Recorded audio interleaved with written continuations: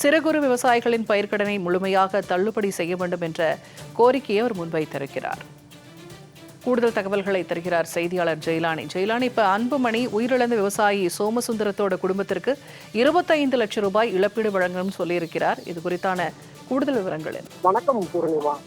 தமிழக அரசு சார்பில் பயிர்க்கடன் தள்ளுபடி என்பது அறிவிக்கப்பட்டது. ஆனால் அந்த அறிவிப்பு என்பது முழு பயிர்க்கடன் தள்ளுபடியாக இல்லாமல் அதில் சில வரைமுறைகள் என்பது தமிழக அரசு சார்பில் நியமிக்கப்பட்டது.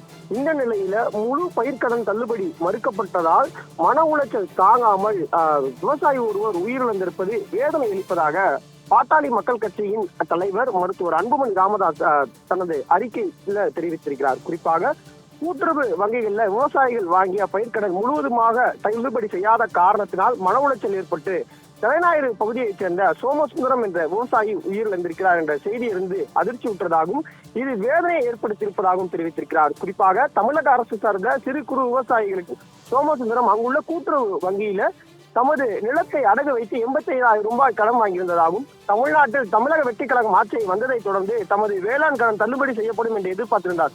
ஆனால் இருமுறை கடன் அறிவிப்பு வெளியிட்ட போதும் 75,000 ரூபாய் வரையிலான கடன் தள்ளுபடி மட்டுமே தள்ளுபடி செய்யப்பட்டன. சோமசுந்தரம் வாங்கிய கடன் முழுவதுமாக தள்ளுபடி செய்யப்படாததால் அங்கு கடுமையான மன உளைச்சல் ஏற்பட்டு அவர் உயிரிழந்திருப்பதாக செய்தி என்பது வெளியாகிறது. எனவே உயிரிழந்த அந்த விவசாயியின் குடும்பத்திற்கு 25 லட்சம் ரூபாய் இழப்பீடு என்பது வழங்க வேண்டும் என்பதாக அவர் தனது சமூக வலைதள பக்கத்துல தெரிவித்திருக்கிறார். அதே போன்று பயிர்க்கடன் முழுவதுமாக தள்ளுபடி செய்வதற்கான நடவடிக்கை தமிழக அரசு எடுக்க வேண்டும் என்பதாகவும் அறிவுறுத்தியிருக்கிறார். தகவல்களை வழங்கியமைக்கு நன்றி ஜெயலானி.